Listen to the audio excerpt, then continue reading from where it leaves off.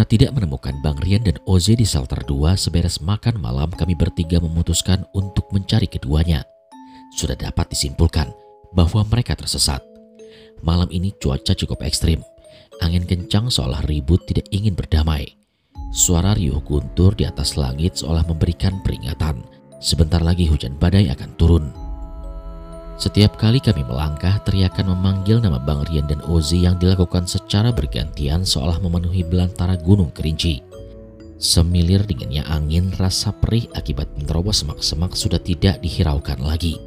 Terserah bagaimana menderitanya raga ini, yang penting kami bisa berkumpul kembali. Di saat langkah kini mulai lelah, gerimis pun kini mulai merintik. Kami terpaksa harus menerobos jalur yang tidak pernah dilalui untuk mencari Bang Rian dan Oze. Namun setelah beberapa puluh menit berlalu, tidak satu pun dari kami menemukan tanda-tanda keberadaan mereka. Di tengah tubuh yang kini mulai melelah, Yuda pun berkata, "Suara hampir habis. Sebaiknya kita mencari keberadaan mereka sambil memukul sesuatu untuk memberikan bunyi. Dipercaya saat berada di belantara, suara-suara seperti itu akan terdengar lebih nyaring dan efektif ketimbang harus berteriak." Aku dan Diego setuju akan hal itu. Yuda pun mengeluarkan wajan yang ia bawa, kemudian sembari melanjutkan perjalanan, wajan itu dipukul terus-menerus. Saat lelah kian menyiksa dan tubuh serasa ingin menyerah, di tengah peralihan rintik ke hujan, kami menemukan sebuah trek pembukaan jalur. Di beberapa pohon terdapat sebuah tanda menyilang. Yuda kemudian memeriksa pohon-pohon kecil yang tumbang akibat tebang itu. Pohon ini baru ditebang. Sepertinya jalur dan tanda ini sengaja dibuat untuk patokan sebuah arah. "Kalau begitu kita telusuri aja," usulku pada Yuda. Kami bertiga pun memutuskan untuk menelusuri jalur itu, karena kuat dugaan tanda-tanda tersebut sengaja dibuat oleh Bang Rian ataupun Oze. Karena sepengetahuan kami tidak ada pendaki yang mendaki ke Gunung Kerinci selain kami saat itu. Dan benar saja, tidak membutuhkan waktu yang lama, beberapa menit kemudian kami menemukan sebuah tenda gantung berwarna hijau di antara pohon yang rindang. "Sepertinya itu tenda, ayo kita ke sana." Bergegas saja dengan langkah cepat kami menghampiri tenda itu. Hal pertama yang didapati sebuah tenda gantung tidak berpenghuni. "Coba kalian lihat ini," ujar Diego sembari menunjuk ke suatu benda tergeletak di bawah tenda gantung itu. "Tas keril Oze dan Bang Rian, berarti ini tenda mereka," ujar Yuda. "Tapi mereka kemana?" tanyaku saat itu. Kami mengedarkan pandangan ke semua sudut sebelum Diego berpendapat, "Mungkin aja Bang Rian dan Ozi sedang mencari sesuatu untuk bisa dimakan, atau boleh jadi mereka ke sumber mata air." Sesaat kami pun tertegun, tak kalah melihat kuaci berserakan di sekitaran tenda dan botol air minum yang tergeletak. Saya rasa mereka bukan pergi mencari makan atau ke sumber mata air, karena jika mereka mengambil air ke sumber mata air, mana mungkin botol-botol kosong ini tergeletak di sini. Saya mengkhawatirkan sesuatu telah terjadi, ucapku berpendapat. "Semoga aja gak terjadi apa-apa kepada mereka," potong Yuda.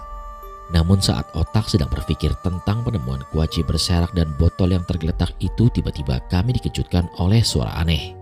Yang saya mengerti suara itu membuat kami mematung dan saling bertatapan dengan ekspresi penuh tanya. "Suara apa itu?" tanya Diego padaku dengan nada berbisik. "Entahlah, berumur-umur baru kali ini saya mendengar suara erangan seperti itu," jawabku pada Diego. "Tetap tenang, semoga itu hanya suara hewan penghuni gunung aja," ucap Yuda. "Bukannya shelter 2 itu vegetasinya hutan kerdil, gak banyak populasi hewan mendiami kawasan seperti itu kan?" tanyaku pada Yuda. "Benar, biasanya suara-suara seperti itu sering terdengar di vegetasi hutan lebat dengan pohon-pohon yang menjulang tinggi." Sejurus kemudian suara-suara hewan malam lainnya kini mulai terdengar. Hal itu membuat suasana seketika berubah menjadi sangat mencekam. Kegelisahan terlihat dari rona wajah kami. Tak kalah pori-pori di sekujur tubuh kini mulai meremang, merinding, sudah tidak bisa dihindari lagi. "Kita bereskan semua barang-barang di sini. Sebaiknya kita segera tinggalkan tempat ini," ujar Yuda. "Lalu bagaimana dengan misi pencarian kita?" tanyaku pada Yuda. "Sekarang sudah pukul 2 pagi. Lagi pula sepertinya malam ini cuaca kurang baik. Kita lanjutkan pencarian besok. Setidaknya kita sudah menemukan tanda-tanda keberadaan mereka. Dan saya pikir mereka masih berada di sekitaran sini," Hujan yang tak kunjung reda ditambah lagi angin kencang memang sangat riskan jika kami harus memaksakan melanjutkan pencarian. Dari tempat kami menemukan tenda gantung itu sampai ke shelter 2, setiap jalur yang dilewati tidak lupa kami memberikan tanda. Dengan harapan jika nanti Bang Rian dan Oze kembali lagi ke sini, setidaknya mereka bisa mengetahui jalur mana yang harus mereka lalui. Di dalam perjalanan menuju ke shelter 2, Diego membuka percakapan.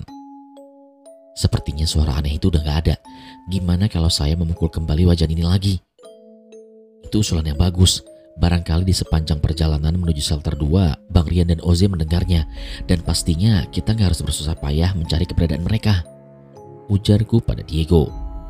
Yuda pun juga sepakat menyetujui usulanku dan Diego. Namun siapa sangka, di pukulan pertama suara aneh itu terdengar lagi. Buru-buru aku memberikan isyarat kepada Diego agar menghentikan bunyi wajan itu.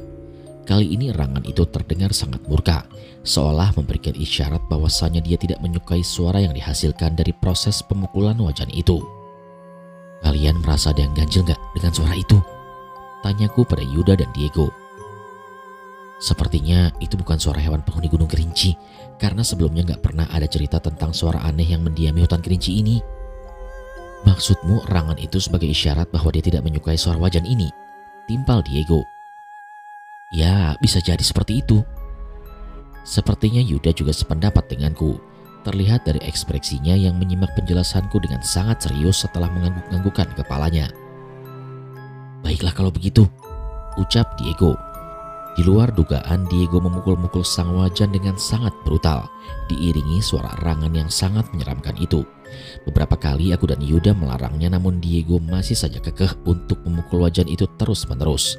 Sampai seketika perbuatannya terhenti oleh sebuah pergerakan dari dalam semak-semak tak jauh dari kami. Mulai dari sini cerita berubah sudut pandang menjadi sudut pandang Oze. Sekali lagi, mulai dari sini cerita berubah sudut pandang menjadi sudut pandang Oze. Bangunlah, tugasmu mengumpulkan ranting kayu belum selesai. Aku seolah mendengar suara nenek itu sangat jelas sampai-sampai membuat aku terjaga dari tidur. Entah apa yang terjadi. Saat sadar, aku baru menyadari bahwasannya aku tengah tertidur di dalam tenda gantung seorang diri. Kemana Bang Rian?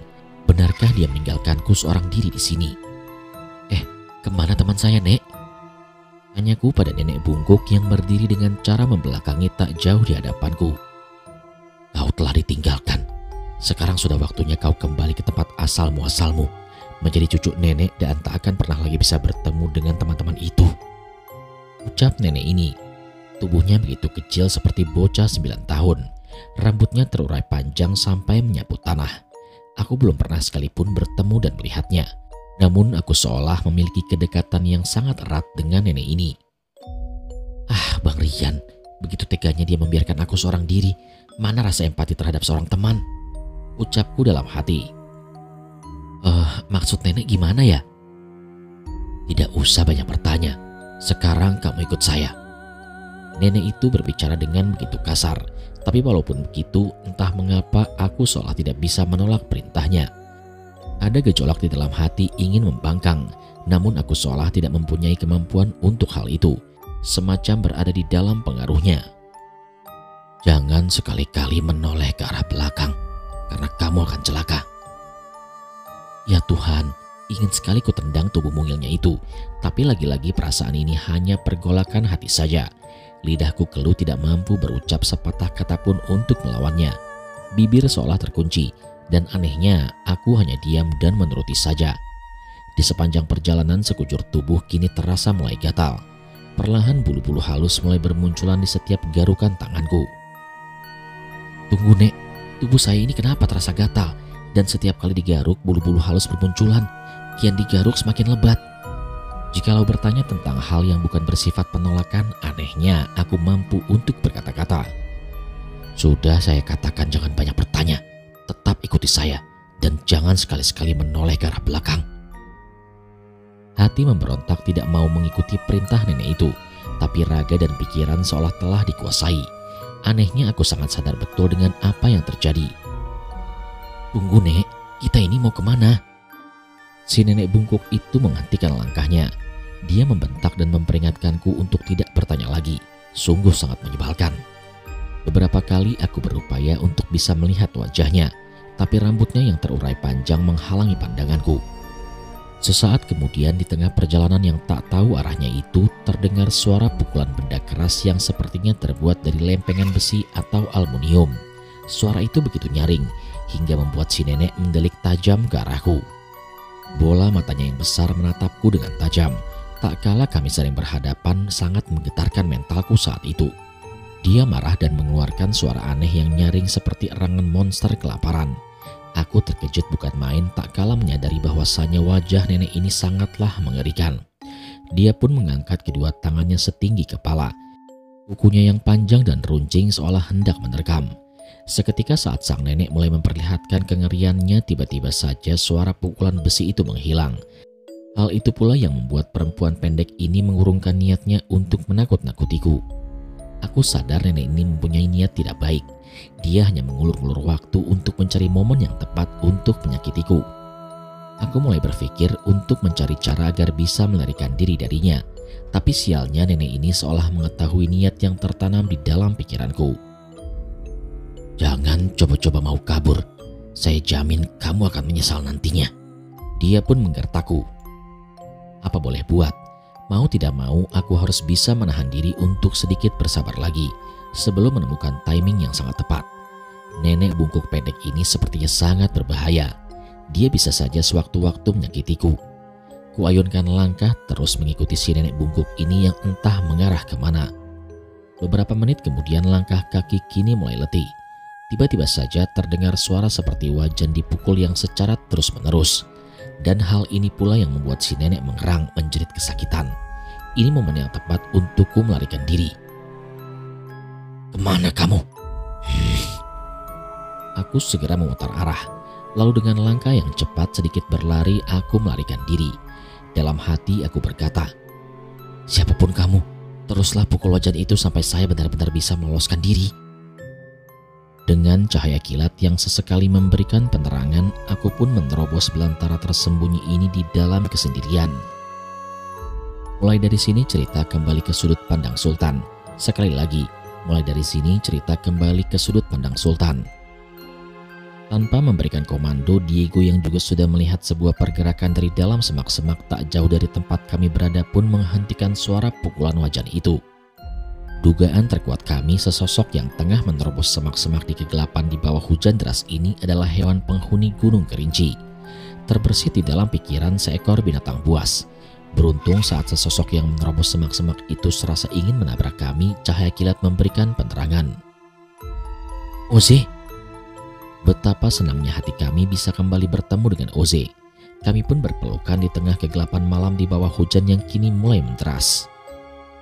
Kenapa kamu berlari seperti dikejar hantu? Tanya Yuda. Kita harus pergi dari sini, ujar Oze sembari mengatur pernafasannya. Sebentar, lalu di mana Bang Rian? Ceritanya panjang, sebaiknya kita segera pergi dari sini. Ada bahaya yang sedang mengincar kita. Tanpa berpikir panjang mendengar penuturan Oze bahaya sedang mengincar kami pun segera melanjutkan perjalanan menuju tenda di shelter 2. Mulai dari sini cerita berubah sudut pandang menjadi sudut pandang Rian. Sekali lagi, mulai dari sini cerita berubah sudut pandang menjadi sudut pandang Rian. Entah sudah berapa lama aku tertidur di dalam tenda ini. Kalau bukan karena suara gebrakan dinding tenda yang tertiup dengan angin, bisa saja aku terlelap sampai pagi. Perlahan aku keluar tenda dengan membawa makanan yang tadi sebelum tertidur telah disiapkan. Berbekal rasa empati terhadap pertemanan, aku kembali ke tempat Oze berada. Sebelum pergi, aku membuat tulisan di dinding di dalam tenda dengan arang kayu. Semoga kelak jika Sultan dan kawan-kawan kembali ke tenda, mereka bisa mengetahui bahwasanya aku baru saja berada dari sini. Namun saat ingin pergi meninggalkan shelter 2, di ujung jalan di bawah sana terdengar suara seseorang memanggil namaku. Cahaya headlampnya yang menyoroti tepat di wajah membuat aku tidak bisa mengenalinya. Aku begitu senang, tak kala mengetahui pemilik suara itu adalah Sultan, Yuda, dan Diego.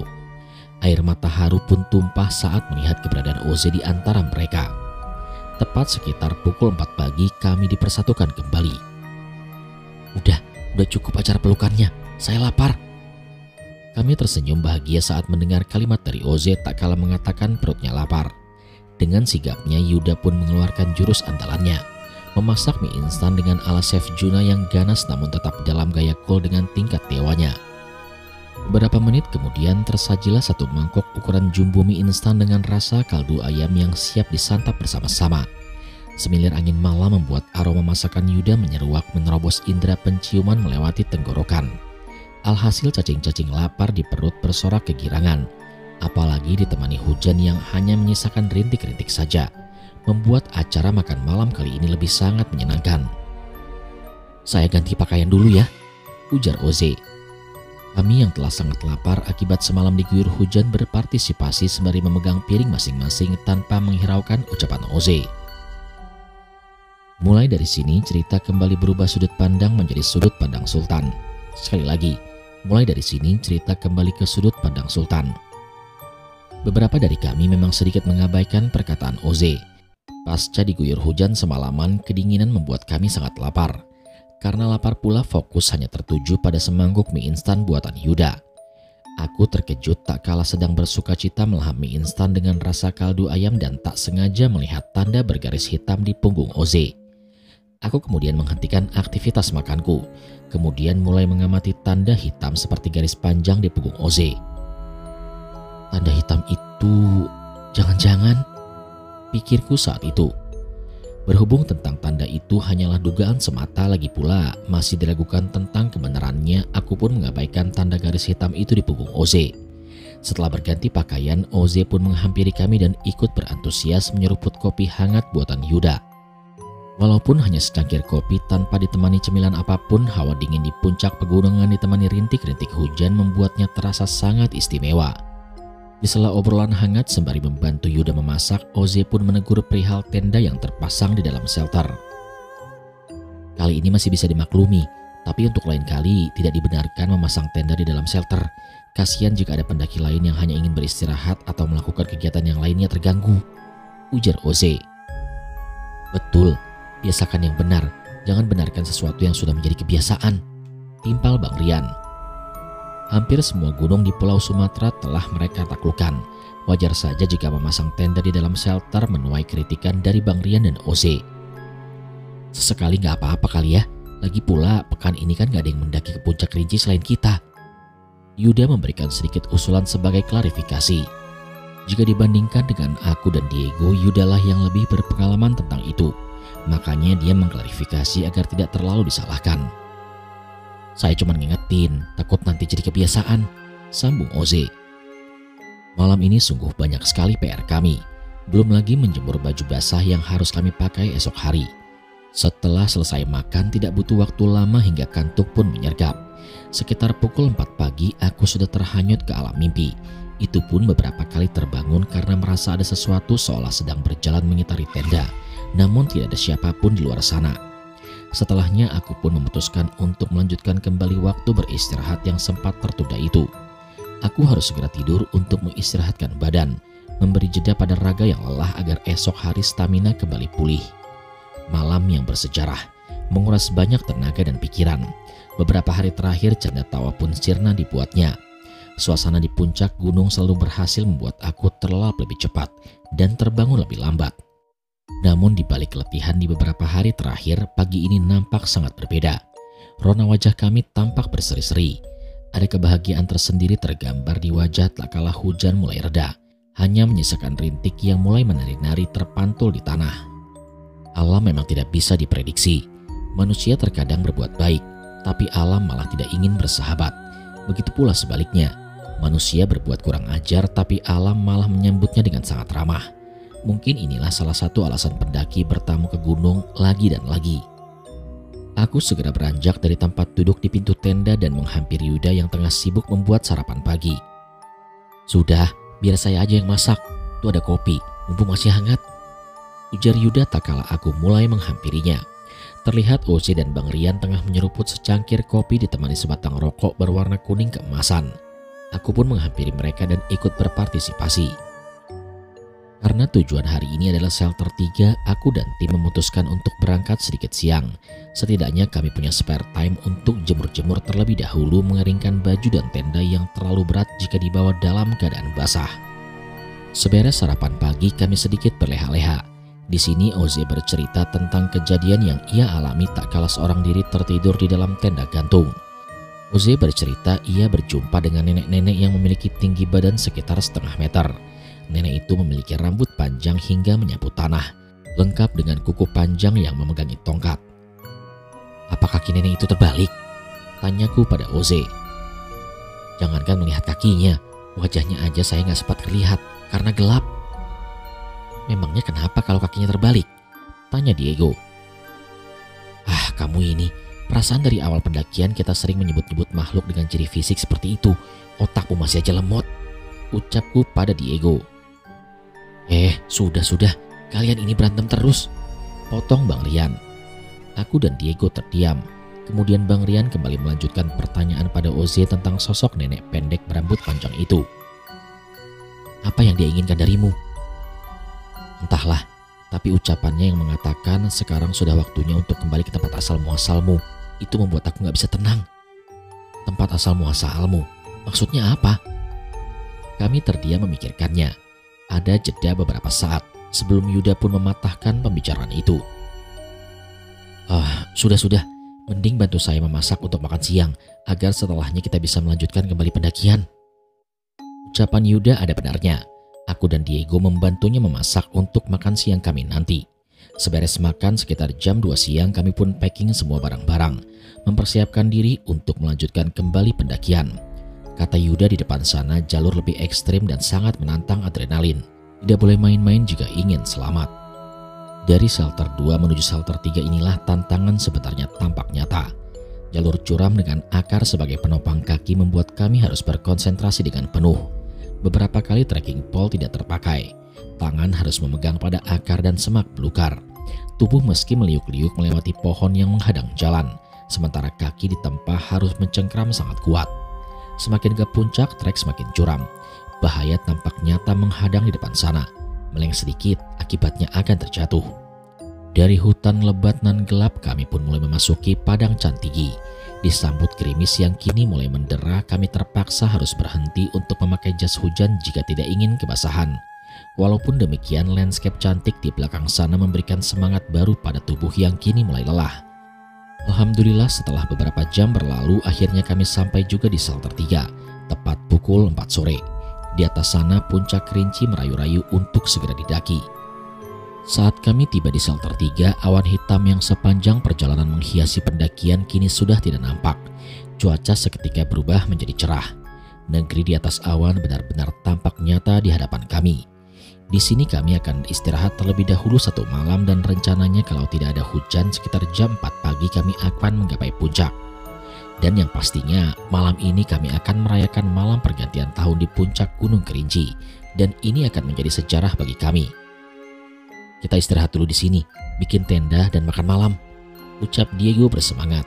Dan kemudian kami pun memasang tenda secara bersamaan. Tanpa terasa hari semakin gelap.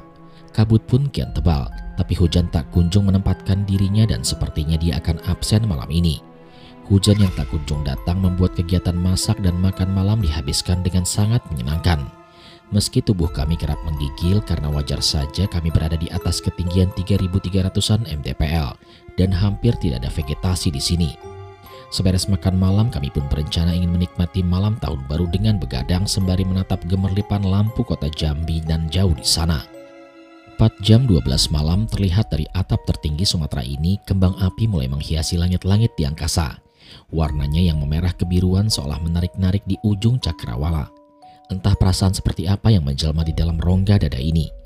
Air mata kebahagiaan pun tumpah tak kala menanti detik demi detik peralihan tahun lama ke tahun selanjutnya. Kami pun berpelukan satu sama lain sembari mengucapkan selamat tahun baru. Keesokan harinya kami pun menggapai puncak Gunung Kerinci, atap tertinggi Pulau Sumatera. Air mata haru pun tumpah. Saat kami sampai, cuaca sangat bersahaja.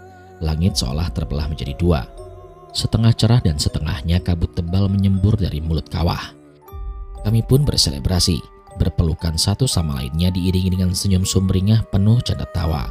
Merasakan hangat di antara dinginnya gunung dan rasa pegal yang sedari tadi menggerogoti seolah sirna.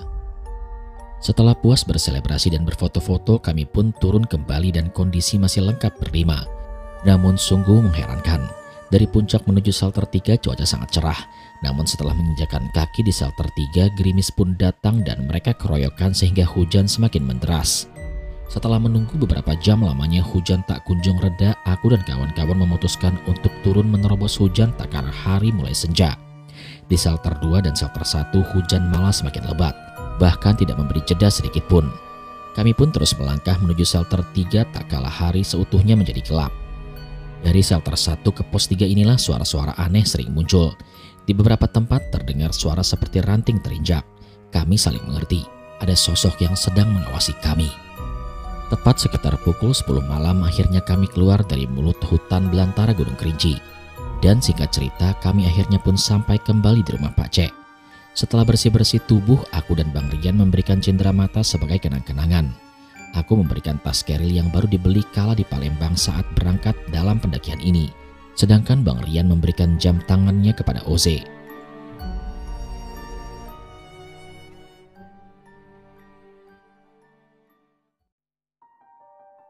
Sekian cerita pada kesempatan kali ini. Terima kasih kepada kalian yang sudah setia menyimak cerita di channel Mereka Ada. Pastikan teman-teman terus support channel Mereka Ada dengan cara menekan tombol subscribe dan menyalakan lonceng notifikasinya, supaya teman-teman gak ketinggalan setiap video yang upload di channel ini. Kalau begitu sampai di sini dulu perjumpaan kita kali ini. Sampai bertemu pada episode selanjutnya. Saya Aldi pamit undur diri dari hadapan kalian. Wassalamualaikum warahmatullahi wabarakatuh.